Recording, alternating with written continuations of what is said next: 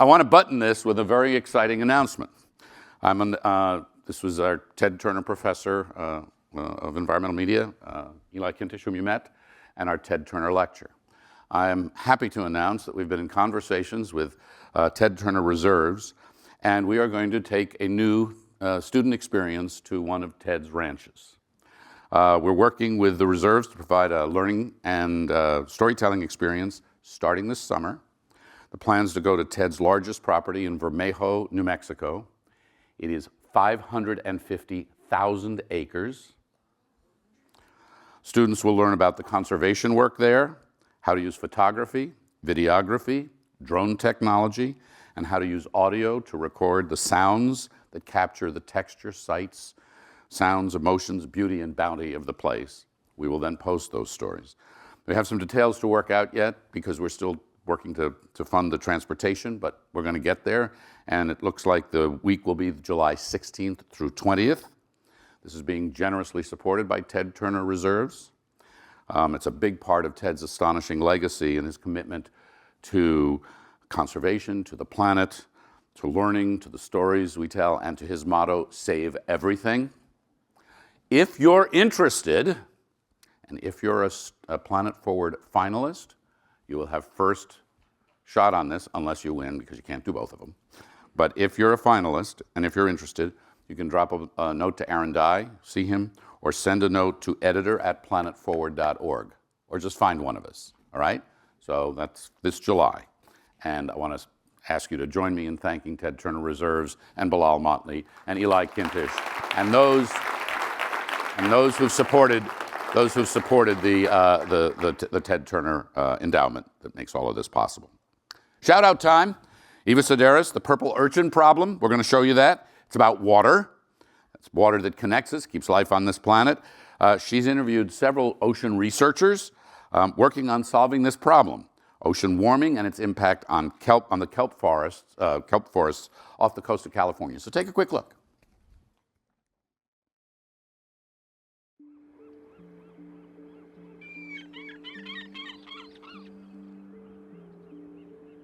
Over the course of my diving career here on the Mendocino coast, I've seen a great up and a great down, especially with the kelp forests. I was born and raised here on the Mendocino coast, and I'm a second-generation sea urchin diver. My father chased the industry up here from Southern California, and he never left. Initially, when I started diving, the kelp was so thick, you could hardly swim through it. The urchins were all congregated as healthy feed lines. The uni was beautiful and robust. And then after the disaster we've experienced, the kelp beds are gone. We lost about 90% of the kelp along the Northern California coast, and it hasn't rebounded. These healthy areas where I harvested sea urchins for years are decimated and overrun by very small purple sea urchins. Eva, where are you? Stand up. It's a really beautiful, really important story. Beautifully shot, beautifully told, nicely done. And you did a little diving along the way? I haven't been able to. Yeah, all right. All right. So I want to invite Sarah to come on out for just a second. We're going to go into a panel now, and we're going to invite our friends up from SUNY Environmental Science and Forestry to conduct this conversation. It's about deep listening. All right? Go ahead, shout it out. Deep listening. What do we mean? Why is it important I know why it's important in my job. Why is it important in yours? Yeah. We've just had the extraordinary privilege of listening to several very powerful stories. And sometimes we are in that story telling mode, right? Using your voice. You are the expert on your own story. No one else knows your story as well as you do.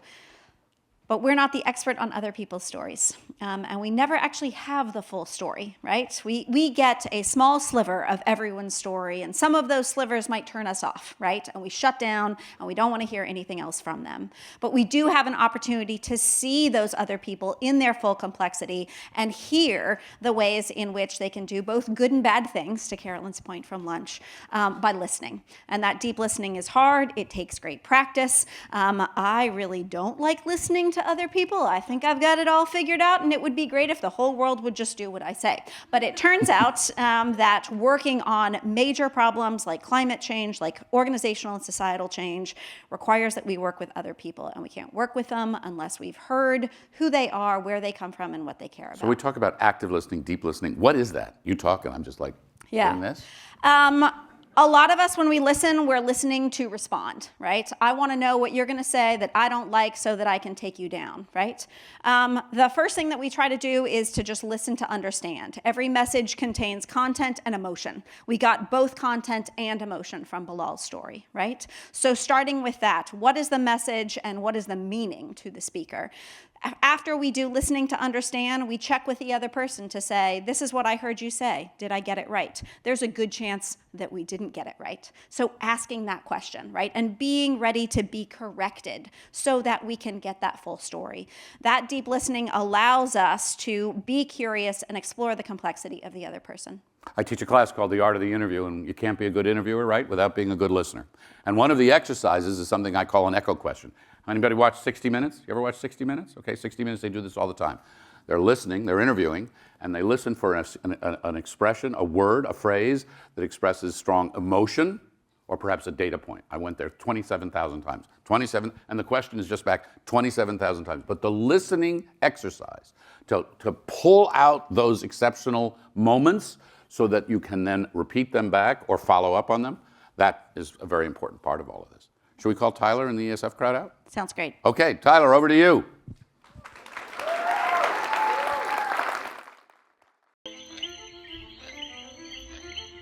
Is story place?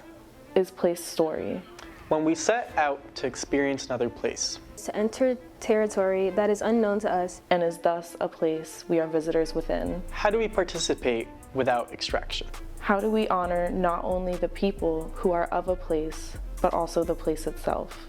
we are students at the College of Environmental Science and Forestry in Syracuse, New York. In November of last year, we attended the SOMOS conference in San Juan, Puerto Rico. There, we participated in a panel on university engagements in Puerto Rico and the Caribbean. A day later, we landed on the island of Vieques. Why did we go? Members of ESF have a long-standing relationship with the people of Vieques. Over the years, we have had aquatic biology students and landscape architects work on the island. But again, why did we go? Why now? More importantly, what is the balance between knowing why you're going somewhere and being open to the idea that you might not yet know why you are going? Tasked with producing at least one story from this trip, we all had ideas about the kinds of stories we might want to tell. And then we got there. And when you get somewhere, when you're invited into the richness of a place, how do you remain an active participant and still stay attuned to the story? What does it mean to both actively listen and do the work of crafting your own wonder into action? The history of Vieques, an island that the US Navy used as a training ground where toxins and bombs were tested for more than 6 decades, is fraught with the devastation outside forces have imposed. It is an island without a hospital, without the resources that we take for granted. Rippling with residual conflict, and yet its beauty is constant. Its beauty is gripping. Its voices are orchestral and sustaining. On our trip, we spent days with high school students, the U.S. Fish and Wildlife Service, and the Vieques Conservation and Historical Trust. With community members at round tables and BioBay expert Mark Martinbras, an earth activist and friend of the 400-year-old ceiba tree, El-Quhir, and the women of the sacred waters, Mirna Pagan. And so many opportunities for stories. Then you get back home. You are forever changed. Something has struck a chord. Many chords have been struck. How do we tell the story that is needed now and remain open to the others that are calling for us? How do we address the overflowing intensity of the now and keep our attention at hand for the next engagement? For now, we have created a story that reflects only part of our involvement. But that involvement remains. We have to keep tracking the story, the stories.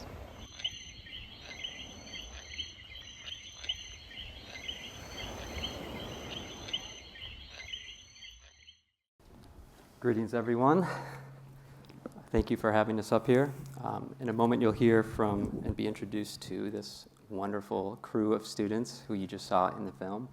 And we'll be framing some questions around the things we've been talking about, deep listening, active listening. But I would like for the audience to take all the questions that I ask everyone here into their own space, their own brains, their own bodies, and apply them to the things that you're thinking about related to stories too. So, we'll ask you to introduce yourselves, and then we'll jump into questions. So, Abbey. So my name is Abbey Leibert. I'm a senior at SUNY ES up in Syracuse, and I'm studying environmental studies. I'm also a Planet Forward correspondent this year and a finalist. And we're going to be talking about our trip to Puerto Rico that we took back in November during the election time, which was especially divisive and I think very influential. Hi, my name is Brianna El-Quhir. I am a junior and I study natural resource management with a focus in urban forestry. And as Abbey said, we're going to be talking about our trip to Vieques and how it changed our lives. My name is Vera, and I am a sophomore in sustainable energy management.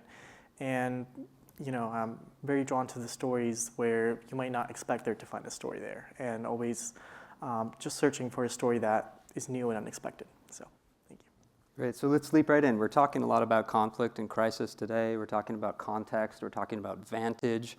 And, Dan, I'm going to start with you because I want us to be thinking about the malleability of crisis, of conflict, the nuanced and often invisible aspects of conflict, because I know we talked a lot about that when we're in a certain place. So for each of you, going down the line, my question to begin is, how do you arrange the story you think you want to tell alongside what the environment and the kind of experience you have exposes to you? So how do you navigate that space of keeping locked on a story and allowing other stories to maybe come back again?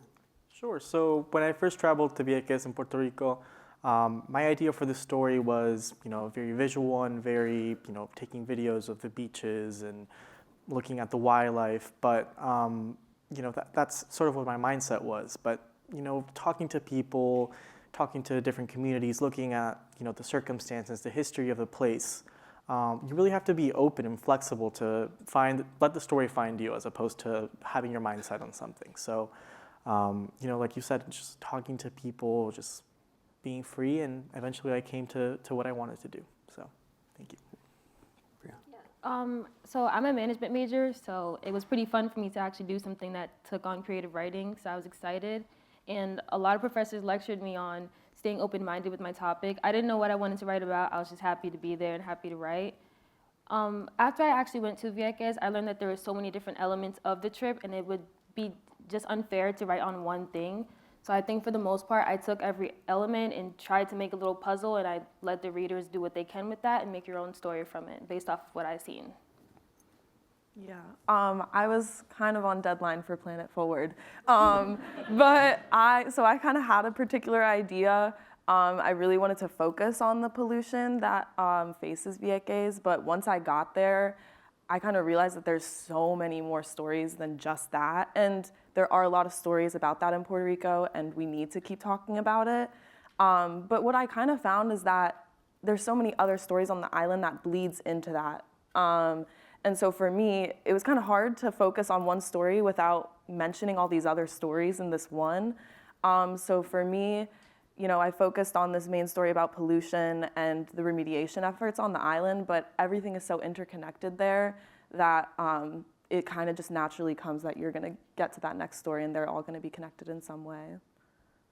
Yeah, the connectedness and the puzzle aspect that Brianna mentions, I think, is really important, because when you're in the act of listening and the act of creating something, we have to have these tactics for the tactility of what we're doing, and how do you even step away from yourself for a moment to remind yourself about that other thing that this is tethered to, or the larger kind of whole aspect. And I think for a lot of us, we were trying to grapple with that. Like, what does that mean for each person? Does it mean you're texting yourself? Does it mean you're doing voice notes to yourself? Does it mean you're integrating and recording absolutely everything under the sun, which we often jested about, but we came back with quite a bit.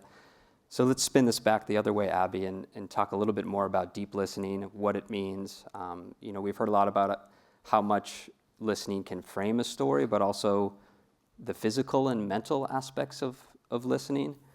And what tactics have you found yourselves employing or practicing when you're trying to be an active listener and still stay attuned to all the other voices, all the other atmospheric modes of the ambiance and the ambience, all these things? So what have you learned in a very actionable way as a tactic to do that? I had a great professor once tell me to always lead with inquiry. So I think being curious about everything that you're being told when you're talking to somebody, I think for when I went to Puerto Rico, I didn't know that much about the people there, the history, or a lot of stuff. And I think by talking to them, there's all these characters that come up, these conflicts that I don't know about. And so for me, it's being curious about those. And if you have a question, ask it. It's important to frame that whole picture and the experience of whoever you're listening to. Great. So inquiry blended with curiosity. All right. Brianna? I would say, just to expand on what Abbey said, build on curiosity. I think it's one thing when you're doing some type of art-based project that you like to take videos and pictures and do all these things and post on Instagram, but you lose the moment. Your eyes are the best camera, and I feel like you have to actually be there to tell a story on it, because instead you're just putting you at the forefront of your story when you're really supposed to just focus on the actual environment. So I would say just remove yourself from the equation and just try and be as present as you can be, because you can hear a story, you can see the story, but as long as you're just taking pictures of it and videos and saving it for later, you didn't really experience it, you didn't really live it. It was more so just for your audience on Instagram or something like that. So just be there. And I would say that, specifically with my story, I'm looking at the difference between island time and gringo time, which is something that a professional in the Vieques Island brought up to me in a very casual conversation. And he mentioned this discrepancy between, work expectations in the US and work expectations in Puerto Rico, and how those can collide with each other. And the first thing that I took from that conversation was, all right, let's look at this cultural divide. It has to do with politics. It has to do with all these sort of things that I had already attributed to this issue. But when we actually got down and sat down to talk a little bit more about that dynamic that he mentioned, he brought up new ideas that I wouldn't even have considered until he had told me. He brought up the environment and how the physical climate can actually also be an addition to this dynamic, right? And other things that I would have never considered. So I think it's really about listening and finding something that brings me interest, but also then expanding upon that, because I might come up with a preconceived notion of why that is, but there are many realities that exist out there beyond what one thinks. So it's really about asking those questions and expanding. It's really, it's another pleasure to see the ways in which stories kind of come through us organically, and we can own how we perceive them and how we accept them. So I know for all of you, you were tasked with creating a story. You weren't told what you should do to do it. You weren't told how to go at it, yet we landed in another place the day after the US election, and we landed on an island the day of their election. And all of this is in the air, right? And all of this is pressing. And so, how did you return to the things that you really felt the strongest about there when you returned? How did you tap back into that kind of atmosphere? And Dan will spin back down again. Sure. So between the time that we actually traveled to the island and the interview that I conducted, there was a gap of at least 4 to 5 months, just because of school and craziness. But I think that the way I was able to get back into that headspace, into what inspired me and what brought me to that idea in the first place, was just, again, talking to him and just being in the moment. I don't think that there's any other way to experience what I felt there until I actually was able to talk to the person again. And just even phone calls before the interview, just talking about, the context. So we talked about the different funds and the different grants being taken away from their programs, and just kind of contextualizing what has happened since we last left until we got there. And that just kind of brought me back to that space. So. And to Dan's credit, there were about 5 different times where that interview was supposed to happen, and it didn't. And it happened the day before a deadline for a class. And so not giving up on that, but also respecting the fact that the differences between the ways in which we engage with people really ended up mattering for you. And it's great. Brianna? So yeah, I wrote a series of poems on the trip. So to write a poem, I feel like I have to really be in that area, so that was really hard for me once we did leave Vieques. Some of the things that I did, I kind of just left my phone in places and just like recorded audio. We brought a bunch of cameras and stuff, didn't use any of it. I was just recording whoever spoke. I was going to the beach, recording that. If I heard a bird, I'm recording that. Some of the songs that you played on the way, I'll record it. Any horses or any animals I've seen, I just took pictures of because I wanted to capture like every single element. I didn't want to see just the pretty or the ugly. I wanted to see like every single thing so I can like just put it into one big piece. I feel like that was the best thing that would work for me because just hearing it, it puts you in this sense of like self, like I'm back there. I can fully write about every element of it, and I think that's what really helped all my poems come together. I had a notes app, so I've slowly been working through my list. But so the first story I wrote after Vieques was about the pollution on the island. But as I mentioned earlier, everything is so folds in one into the other in this community. So now I've been working on a podcast about birth rights on the island. As you guys heard in the video, they don't have a hospital there. So these women, when they go to give birth, have to travel on a ferry 8 miles to the main island of Puerto Rico to give birth, which is very difficult to do at that moment. So for me, it's kind of been, I found this one idea and I have stuck to that list and I've been working through those. And for me, I want to just keep, sticking on this beat and going forward.